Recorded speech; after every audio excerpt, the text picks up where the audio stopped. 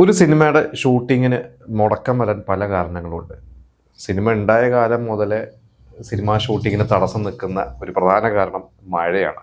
ഇന്നിപ്പോൾ ഞാൻ ഡിസ്കസ് ചെയ്യാൻ പോണത് 94 മാഗസീനിൽ വന്നിട്ടുള്ള ഒരു ആർട്ടിക്കിളാണ്. ഇതിൽ മഴ കാരണം കുറേ സിനിമകൾ മുടങ്ങിപ്പോയത് അല്ലെങ്കിൽ ചിത്രീകരിക്കാൻ പറ്റാത്ത അവസ്ഥകളും അതിനെക്കുറിച്ചാണ്. അപ്പോൾ അത് ഏതൊക്കെ സിനിമകളാണെന്നുള്ളത് ഞാൻ വായിക്കാം.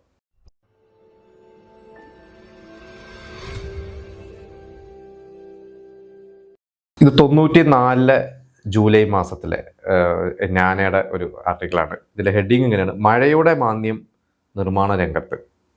മഴയുടെ മാന്ദ്യം ഈ ആഴ്ചയും മലയാള ചലച്ചിത്ര നിർമ്മാണത്തെ പ്രതികൂലമായി ബാധിച്ചിരിക്കുകയാണ്. മഴക്കാലത്തിന് മുമ്പ് മുടങ്ങിയ ചിത്രങ്ങളിൽ പലതും ഈ ആഴ്ചയും ഷൂട്ടിംഗ് പുനരാരംഭിക്കുവാൻ സാധ്യതയില്ല. എം.എ. വേണു സംവിധാനം ചെയ്യുന്ന ചകോരം, സുരേഷ് ബാബുവിൻ്റെ മിലിറ്ററി ഇൻ്റലിജൻസ്, വേണു പി നായരുടെ കീർത്തനം തുടങ്ങിയവയാണ് മുടങ്ങിയ ചിത്രങ്ങൾ. മഴ മാറിക്കിട്ടിയാൽ ആരംഭിക്കാൻ സാധ്യതയുള്ള ചിത്രങ്ങൾ അനിൽ ബാബുവിൻ്റെ ജൂബിലന്റ് ചിത്രം, ഗുഡ് നൈറ്റിന് വേണ്ടി പ്രിയദർശൻ ചിത്രം, ഷാജി കൈലാസ് രഞ്ജി പണിക്കർ ടീമിൻ്റെ അക്ബർ നിർമ്മിക്കുന്ന ചിത്രം, സുരേഷ് ഉണ്ണിത്താൻ്റെ പുതിയ ചിത്രം, സുരേഷ് ബാബുവിൻ്റെ പ്രായിക്കര പാപ്പാൻ, റോയ് പി തോമസിൻ്റെ ചിത്രം എന്നിവയാണ്. അപ്പോൾ ഇത്രയും സിനിമകൾ മഴ കാരണം പ്രശ്നമായി കിടക്കുക എന്നുള്ളതാണ്. അപ്പോൾ ഇതിൽ എം.എ. വേണുവിൻ്റെ ചകോരം എന്ന് പറയുന്ന ഒരു സിനിമ, ആ സിനിമ അത് ഷൂട്ടിംഗ് മുടങ്ങിയതാണ്, തുടങ്ങിയിട്ട് മഴ കാരണം മുടങ്ങിയതാണ്. ചകോരം എം.എ. വേണു ആദ്യമായിട്ട് ഡയറക്റ്റ് ചെയ്യുന്ന അദ്ദേഹം പത്മരാജൻ ഭരതൻ അവരുടെ ഒരു ക്യാമ്പിൽ നിന്ന് വന്നാണ്. ലോഹിദാസിൻ്റെ ഒരു സ്ക്രിപ്റ്റാണ്.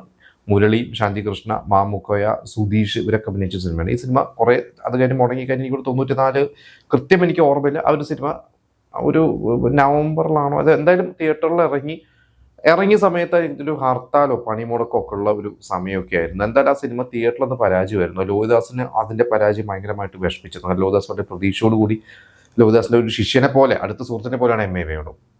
എം.എ. വേണുവിന് ഡേറ്റ് കൊടുത്തതായിരുന്നു, ലോഹിദാസ് സ്ക്രിപ്റ്റ് കൊടുത്ത. പക്ഷേ അതിൽ അവാർഡ്സ് കിട്ടി. എനിക്ക് ശാന്തികൃഷ്ണയ്ക്ക് മികച്ച നടിക്കുള്ള അവാർഡൊക്കെ ആ വർഷത്തെ സ്റ്റേറ്റ് അവാർഡ് കിട്ടിയിട്ടുണ്ടായിരുന്നു. നല്ല ഒരു സിനിമ തന്നെയായിരുന്നു അത്. ഞാൻ പെട്ടെന്ന് ആ സിനിമയുടെ ഒരു റിലീസ് അതിനെക്കുറിച്ച് ഒന്ന് പറഞ്ഞതാണ്. എന്തായാലും ആ ഒരു സിനിമ കുറച്ച് വൈകി, ഈ പറഞ്ഞ ഷൂട്ട് കാരണം വൈകി. പിന്നെ സുരേഷ് ബാബുവിൻ്റെ ഇന്ത്യൻ മിലിറ്ററി ഇൻ്റലിജൻസ്, ആ സിനിമ ഇതിപ്പോൾ 94 ജൂലൈയിലാണ് മുടങ്ങിപ്പോയതാണ് പറയണത്. എൻ്റെ ഒരു അറിവിൽ ആ സിനിമ 95 ക്രിസ്മസിനാണ് തിയേറ്ററിലെത്തിയത്. അപ്പോൾ അത്രയും ഡിലേ വന്നിട്ടുണ്ട്. ഡെന്നിസ് ജോസഫിൻ്റെ സ്ക്രിപ്റ്റ് ആയിരുന്നു. അപ്പോൾ ഡെന്നിസ് ജോസഫാണ് സുരേഷ് ബാബുവിന് ഹിറ്റ് കൊടുത്തിട്ടുള്ളത്, കോട്ടയം കുഞ്ഞച്ചൻ.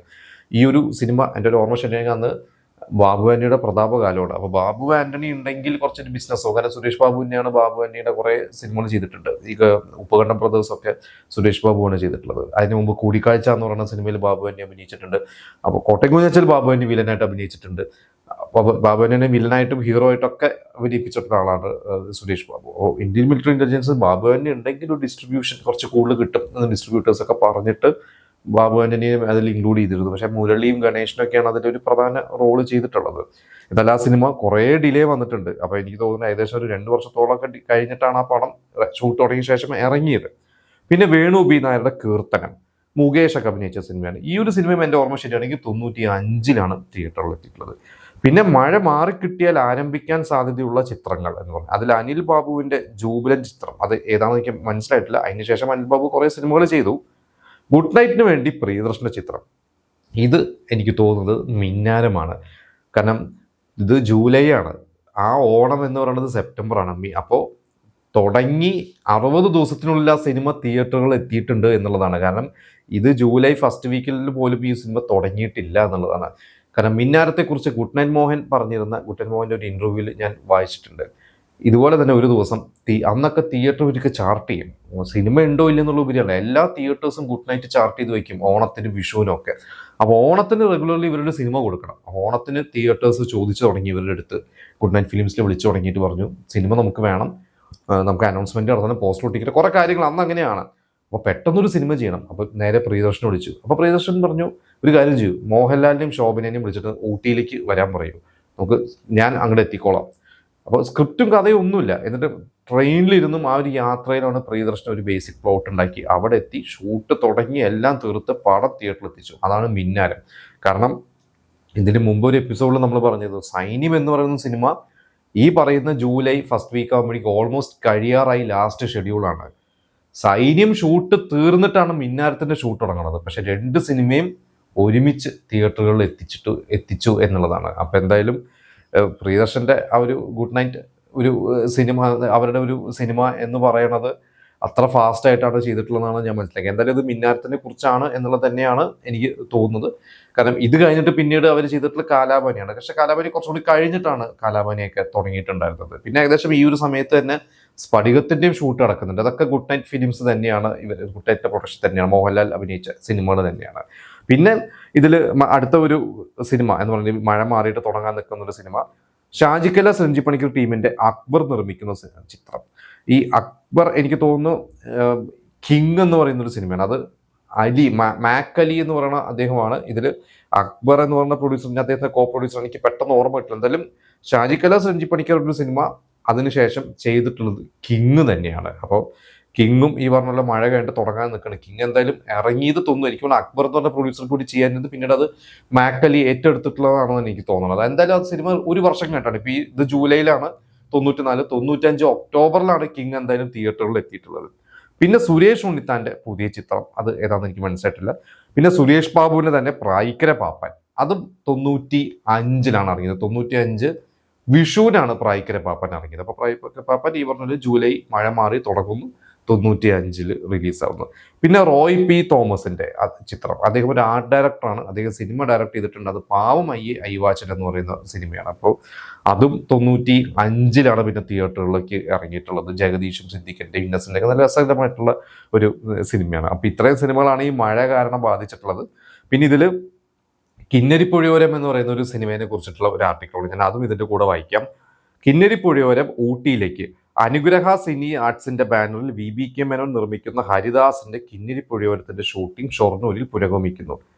മഴക്കാലത്തിന് മുമ്പ് ഷൂട്ടിംഗ് ആരംഭിച്ച ഈ ചിത്രം ചില പ്രത്യേക കാരണങ്ങളാൽ നിർത്തിവെക്കേണ്ടതായി വന്നു.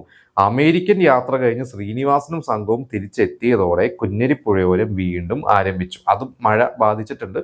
ശ്രീനിവാസൻ, സിദ്ദിഖ്, പുതുമുഖം, ദേവയാനി, ജനാർദ്ദനൻ, മുകേഷ്, പിന്നെ കുറെ ആർട്ടിസ്റ്റുകൾ, ഇവരെല്ലാവരും ഈ ആഴ്ച ലൊക്കേഷനിലുണ്ട്. ഈ ആഴ്ച അവസാനത്തോടെ കിന്നരിപ്പുഴയോരം ഊട്ടിയിലേക്ക് ഷിഫ്റ്റ് ചെയ്യും.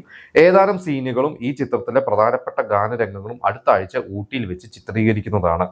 പ്രിയദർശന്റെ കഥയെ ആസ്പദമാക്കി ഗിരീഷ് പുത്തഞ്ചേരിയാണ് ഇതിന്റെ രചന നിർവഹിച്ചിരിക്കുന്നത്. നിർമ്മാതാവ് മേനോൻ, ഗിരീഷ് പുത്തഞ്ചേരി എന്നിവർ ലൊക്കേഷൻ തന്നെയുണ്ട്. ഇതിൽ വലിയൊരു ഗ്രൂപ്പ് ഫോട്ടോയും കാര്യങ്ങളൊക്കെ ഉണ്ട്. ഈ VBK മേനോൻ പ്രൊഡ്യൂസറും ഇതിൽ അഭിനയിക്കുന്നവരെല്ലാവരുടെയും ഫോട്ടോ ഒക്കെ ഉണ്ട്. അപ്പോൾ ഈ പ്രിയദർശന്റെ കഥയാണ് ഗിരീഷ് പുത്തഞ്ചേരി എഴുതി. ഹരിദാസ്, കോഴിക്കോട് ഹരിദാസ് എന്ന് വിളിക്കാറുണ്ട് സിനിമാക്കാർ, ഹരിദാസ് കേശവൻ, അദ്ദേഹമാണ് പിന്നീട് ഇന്ദ്രപ്രസ്ഥ ഒക്കെ ചെയ്തിട്ടുണ്ട്. അദ്ദേഹം ഈ കോഴിക്കോട് സൗഹൃദ കൂട്ടായ്മ ഗിരീഷ് പുത്തഞ്ചേരി, രഞ്ജിത്ത് ഇവരുടെയൊക്കെ സുഹൃത്താണ്. ദേവാസുരൊക്കെ ശരിക്കും അദ്ദേഹം ആദ്യം സംവിധാനം ചെയ്യാൻ ഇരുന്നെന്നാണ് അദ്ദേഹം പറഞ്ഞിട്ടുണ്ട്. പിന്നീട് അത് മാറി ഈ വിശേഷിയിലേക്കൊക്കെ എത്തിയത്.